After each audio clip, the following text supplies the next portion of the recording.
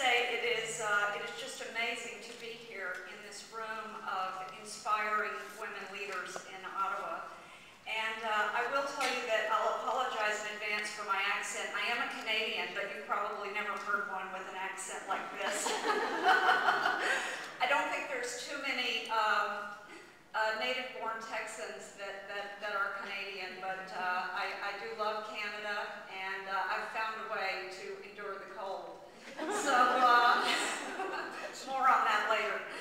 I do thank you for the opportunity to share with you a little bit about my story. And what I want to talk about today is about the power of relationships in business, which is one of my core beliefs. And I believe this is the essence of success for individuals. And so that is going to be my message for you today. And by the time I'm finished, I hope that what you'll see is that building relationships to me is not just a personal skill, it's an organizational capability. Much like logistics or any other functional capability, this is really critical both for individuals and organizations. So I want to share with you a little bit about my story, and I hope that it's a story that will have you thinking differently as you leave here today. So what I'll share with you is 3 or 4 examples of how the power of relationship have unlocked something extraordinary in performance.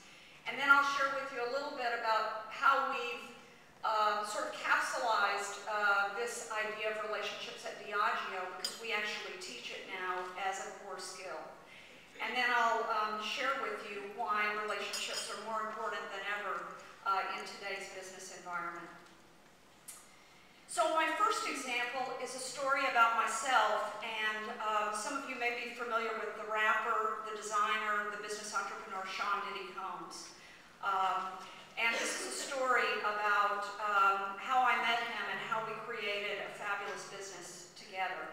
So as you know, as Sandra said, Diageo is the world's leading beer, spirit, and wines company. That means we do business all over the world in each of these categories. And when I came to Diageo, I came there at a time when Diageo already had 8 of the top 20 spirits brands in the world. And I came from the auto business, where I had been the CEO of Saab.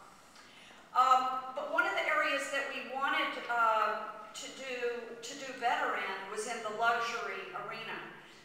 And I thought if we could outdistance our competitors in this luxury arena of spirits, it would be fantastic.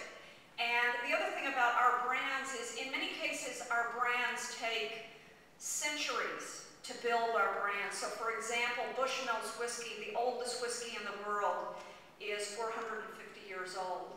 Guinness is 250 years old. But shareholders looking for value probably didn't want to wait another century while we developed the next great brand. And so with that thought in mind, I thought, how could we create a breakthrough? And I was struck by examples I was seeing in the marketplace in other categories, in cologne and so forth, where you would get these fabulous tastemakers and they could really help create a brand. So we had a brand in our portfolio called Ciroc, and we did about 40,000 cases of Ciroc. It was very small. It was made with these very special grapes out of France in a very expensive bottle, but nothing was really happening on Ciroc. And I thought, you know, if I could meet someone that could help me really put this business on the map, it would be fabulous. So 5 years ago, I went down to the Super Bowl. A person working for me knew Diddy, and we had a meeting at his home on Star Island in Miami. And when we first met, and yes, I was afraid to tell my mother where I was going. But when we first met, Sean was a rapper, an entrepreneur, a bit of an edgy personality in his reputation and in the tabloid press, but truly one of the great tastemakers of our time, and someone that had built a billion-dollar clothing business, was a fabulous entertainer, et cetera, et cetera. And the thing I discovered at that lunch meeting that we had that I think started at about 11:30, and I think I left his home in Star Island about 6:30 that evening, is that we were going to have a great relationship. And I don't know what it was that we had in common, but there was definitely a strong connection. And one of the interesting intersections that we found in that luncheon is that his vision for his business and the vision of Diageo were identical. The vision was to celebrate life everywhere, every day. Now, the how of celebration was a little different, but the idea of celebrating life everywhere, every day was a common purpose. And as we got to know each other, we developed a strong personal respect.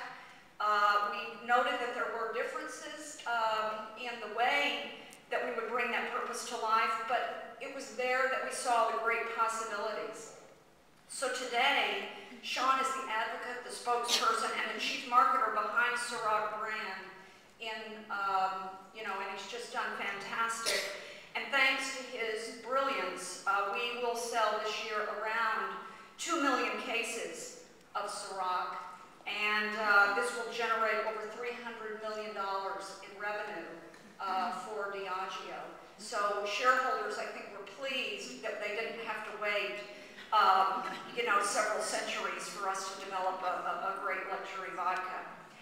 Our friendship grew, obviously, and has grown during that period, which brings me to my next example, and I think you'll see how relationships over time intertwine in ways that maybe you never expect.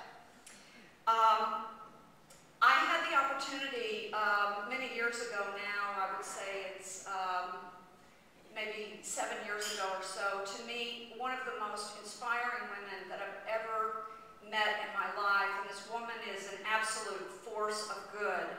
And her name is Joy Gordon, and she founded the organization Dress for Success globally. And as Sandra mentioned, the purpose of Dress for Success is to help economically disadvantaged women. Basically what we do is we put women to work, and when we do that, we change women, we change families, we change communities. And the charity has been in existence for a little over a decade, and I think we've helped over 400,000 women during that time. So when I met Joy, we instantly liked each other. We shared that common purpose of wanting to help women, and we talked about, she was looking to build out her board of directors, and I think she liked a lot of qualities about me, but she was obviously worried as well because I came from the beverage alcohol business, and that obviously gave her some concern. And I was really happy that candor is going to be another theme that I talk about in relationships, and so Joy was very candid with me. And I told her that our company wanted to change the face of the industry, and we wanted to become deeply involved in communities where we live and do business. And we wanted to demonstrate our passion for responsible drinking. And I did join the board and found a group of women on this board and a few men who also shared all of these ideas. And so one of the things that when I first came on and became the chair of their fundraising was we developed together this idea called something to share.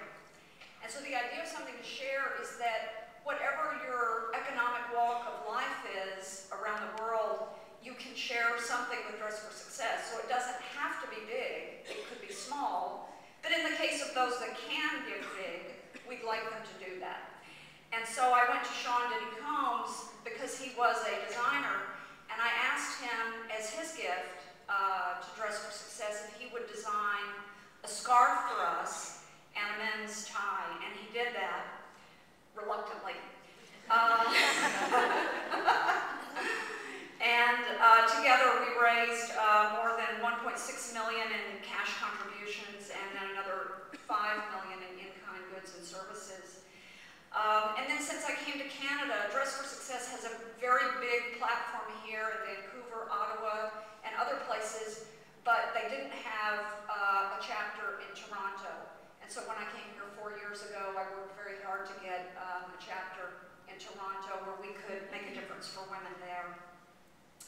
So my third story may be more everyday kind of business story. And, you know, our business is we sell to, obviously, the liquor boards, and our customers are also the big stadiums. We sell in men's sports bars and those kind of things, and pubs. Pubs are a huge business for us. Why? Because of Guinness. And it is, you know, to my mind, the greatest beer ever made. And so we had a wonderful partnership and customer called Pub Concepts, and there's one American guy in there and 2 Canadians, and we just had a great business with them, and they service about 55 restaurants, and we were doing a fabulous Guinness business with them, and it was all good. But my vision coming to Diageo Canada is what I call total beverage alcohol. We want to be your full business solution partner, and we don't want to operate just in any one segment. We want to be a true full partner supporting our customers' needs for beer, spirits, and wine. But unfortunately, they weren't buying any of our other great brands like Smirnoff, Sterling, Johnny Walker, Bailey's, or the rest of it.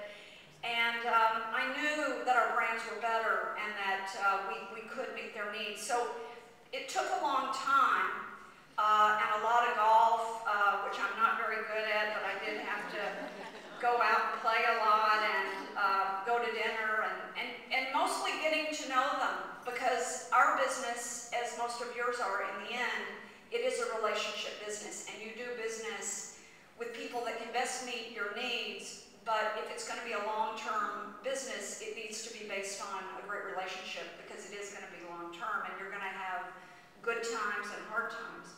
So over the course of all those conversations, they did change their pattern, and they now buy everything from us, and they're having their best year ever in 4 years, and we're having our best year ever as well, and their business is up substantially. And so we really got a deeper understanding of what each other needed, and we've gotten better at it with practice. So as I've told you those stories, what did it all mean? I mean, what is the model of a great relationship? And I think the model is this. 1, it's understanding and empathy first. 2nd, it's respect. 3rd is trust and candor. And last is positive intent.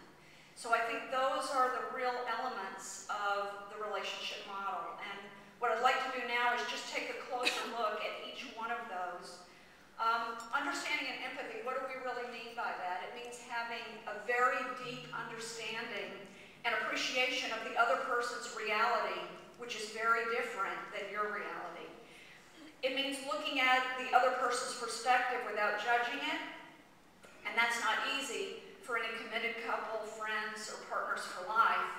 But once you appreciate that other person's reality and have an insight into their world and their goals, it really allows for the depth and the commitment of that relationship and makes it much more sustainable. And I think that empathy and understanding had a lot to do with how Joy and I were able to connect. We really didn't start out looking at the world in the same way, especially the place that alcohol plays in the world, but we came to understand each other's reality, understand it, and celebrate it, and then find a common ground to work together for the benefit of women who could get a second chance in life. Respect, that's the next one. The experts say that respect comes from confidence and a positive belief in another person. You have to start, though, by respecting yourself and show respect to someone else. I think a good deal of what happened with the Pub Concepts example really came out of that area of mutual respect. It was really the fact that we were already doing a good business in Guinness, so they respected us, they had a good relationship, satisfying with the other partner, but as they came to know us more, learn more about what we could do for them, respected our company, they gave us step by step more and more of the business. The next one, and it can often be hard to do, I know it is for relationships, you have to put everything on the table with no elephants in the room. You have to face the differences directly and match your actions to your words. I would say that my relationship with Sean Combs and Diageo's relationship ultimately would not have happened without candor, because we had to talk about things like social responsibility. What does that look like for Diageo? What do we demand in the area of social responsibility? And what did it look like for him in a way that was natural and comfortable and authentic? And we really had to find common ground and work towards that. But it deepened our relationship by getting those, if you want to say, elephants on the table. I mean, it's, you know, what does drinking in the nightlife look like? Those are not necessarily the most comfortable conversations to have with somebody. And the final element is positive intent. It's both partners in a good relationship. You assume the most positive intent. You assume the other person is acting with your best interest. It's all about belief that there's a sincere commitment from the other person. You have to see that possibility in them and their belief. I think positive intent shows through each of my stories, but I do want to share with you one other story of positive intent, and that is Diageo's relationship with its employees. We talked about the fact that we've won the Great Place to Work Award 4 years in a row, and a lot of it comes from the pride that our employees feel in what they're doing. And one of the things, of course, representing the world's greatest brands, I know makes our employees feel good, but also what we do and what they do and what they can create in the world of social responsibility is something that makes them really proud, and they're always innovating in this area to come up with the best and greatest ways to communicate our passion for alcohol in society. And so this year, at the start of St. Patrick's Day, we introduced a new employee initiative to raise awareness about the responsible use of alcohol. And the tool is basically an 800 number and a mobile app for smartphones called Pound Taxi. And employees can use this app to be connected to the first available taxi company when they're out in Canada and maybe they want to get a safe ride home. And again, it's just one small example because we do so much in the area of social responsibility, but I just wanted to show you that we're constantly supporting things that our employees believe in as it relates to benefiting society.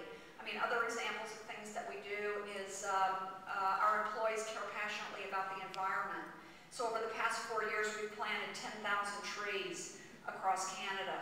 I actually had never used a shovel that I could recall prior to these tree planting incidences. And usually I get assigned to somewhere like Alberta where it's 30 degrees Fahrenheit. I'd have to do the conversion back in my mind because I still think that way. But anyway, it's a lot of fun, and we have changed Canada by planting 10,000 trees, and it feels good.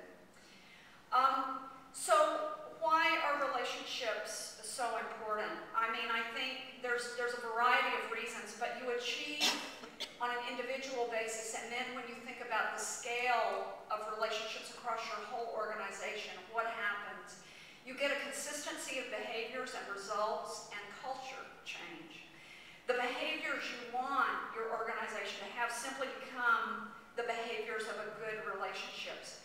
You don't have to create all kinds of processes. The process is embedded. It's not a process change, it's a relationship change and a culture change that, of course, changes process. And what happens to process? It goes fast. Mistakes aren't focused on, solutions are focused on, and it's a lot more fun. It drives nimbleness. It drives risk-taking. It drives effective execution. When you trust each other, you're open. When you're open, you empathize with other people and you get more done faster and with greater creativity. And I can illustrate those results through my experiences in Canada. We have them every day. We've worked through, all of us in this room, the toughest economic time in almost a century. And despite that, we've grown our We focused on building our core of our company. We focused on total beverage alcohol. And we've reinvigorated a lot of our iconic brands, brands that are foundational to Canadians, like Crown Royal, through our Hockey Night in Canada, and Guinness is Good, and Pure California for Sterling. We've unlocked growth with our key customers by nurturing inclusive relationships and providing forward-thinking solutions. And it's included 26 months of share increases and superior results compared to our major competitors. We've been named the top supplier from the LCBO, as well as several of Canada's large restaurant chains like Boston Pizza and Circor. And I'm really proud of the big part of the Best Place to Work in Canada. We use that knowledge that we get from the Best Place to Work every year to work harder and harder to try to make our company culture better, our employees happier, more engaged, to grow their careers. So it's all part and parcel of this, I call it holistic, relationship model. I think that the business benefits of the great relationships is of course obvious by now, but I think it's also a great way for personal growth through the feedback of an open and trusting relationship. And I think it also makes the journey of life just fabulous, because you're not on that journey alone. You have people that support you. And I hope that today I've allowed you to think differently about this thing called great relationships and how you can use that to unlock your potential and your performance. And how you can make your own journey really far more satisfying and fun. So thank you, and I'd be happy to